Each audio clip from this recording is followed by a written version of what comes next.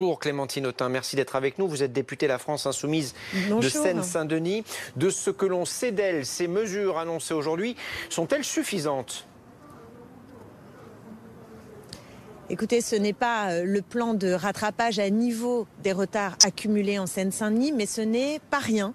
Ce n'est pas rien et c'est important de le dire parce que nous avons mené une mobilisation depuis la publication du rapport dit Cornu-Gentil, qui est un rapport parlementaire qui a montré que la République, l'État, dans ses missions régaliennes, c'est-à-dire police, justice, éducation, donnait moins à la Seine-Saint-Denis qu'aux autres départements, indépendamment de la situation sociale de ses habitants, comme c'était décrit tout à l'heure par une journaliste sur votre plateau. Donc c'est important de voir que l'État semble considérer désormais qu'il y a bien un défaut de la part de notre République en Seine-Saint-Denis et qu'il faut corriger cela. Alors il y a des éléments que je juge positifs. Par exemple, la prime de 10 000 € pour les agents, c'est important parce qu'on a un gros problème en Seine-Saint-Denis, vous le savez, c'est que les agents ne restent pas dans notre département, veulent partir. C'est particulièrement vrai des enseignants, mais pas seulement, des policiers et d'autres.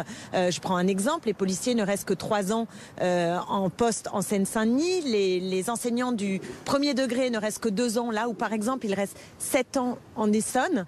Donc on a bien un problème de fidélisation et on a un problème d'investissement. Quand on regarde le palais de justice et son fonctionnement à Bobigny, c'est tout à fait indigne de notre République. Donc je crois que c'est un premier pas. Il faut regarder après dans le détail, et c'est ce qu'on va faire dans la matinée, ce que nous dit ce plan, qu'il n'y ait pas à l'intérieur des mesures déjà annoncées. Et surtout, nous nous engageons, je m'engage et nous nous engageons, les élus ce matin, à poursuivre la vigilance sur la mise en place de ce plan et surtout à exiger quelque chose qui s'inscrive dans la durée. C'est ce que nous avions demandé. On ne peut pas en un an, en une annonce, réparer 30 ans de défauts de la part de l'État. Il faut donc imaginer un plan de rattrapage qui s'inscrive dans la durée et c'est sans doute ce que l'ensemble des élus qui se sont rassemblés de façon inédite, au-delà des clivages partisans, pour mener cette bataille, ce bras de fer avec l'État, pour enfin être entendus, parce que ici, en Seine-Saint-Denis, nous faisons avec des bouts de ficelle. Il y a un ras-le-bol majeur et je crois qu'il est important que la question de l'égalité s'invite durablement pour réparer ce qui a dysfonctionné depuis vraiment trop longtemps. Clémentine Autain, en quelques mots s'il vous plaît, quelle est ou quelles sont les urgences dans votre département ? C'est une bonne question et malheureusement, les foyers d'urgence sont très nombreux. L'urgence, c'est la santé, l'urgence, c'est le logement, l'urgence, c'est l'école.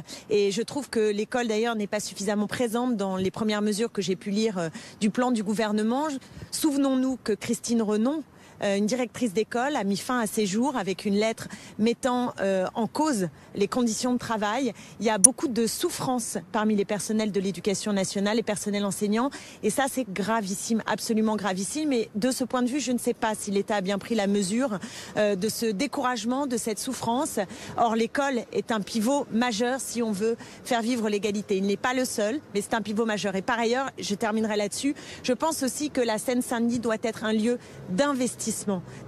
On ne doit pas penser que la métropole se développe avec des cités dortoirs chez nous et des richesses économiques, culturelles accumulées ailleurs. Donc c'est important aussi de bien penser le développement de l'ensemble de la métropole pour que ici, en Seine-Saint-Denis, nous ayons aussi non seulement des lieux d'excellence, mais aussi des lieux de travail tout simplement. Merci Clémentine Autain d'avoir répondu en direct à nos questions.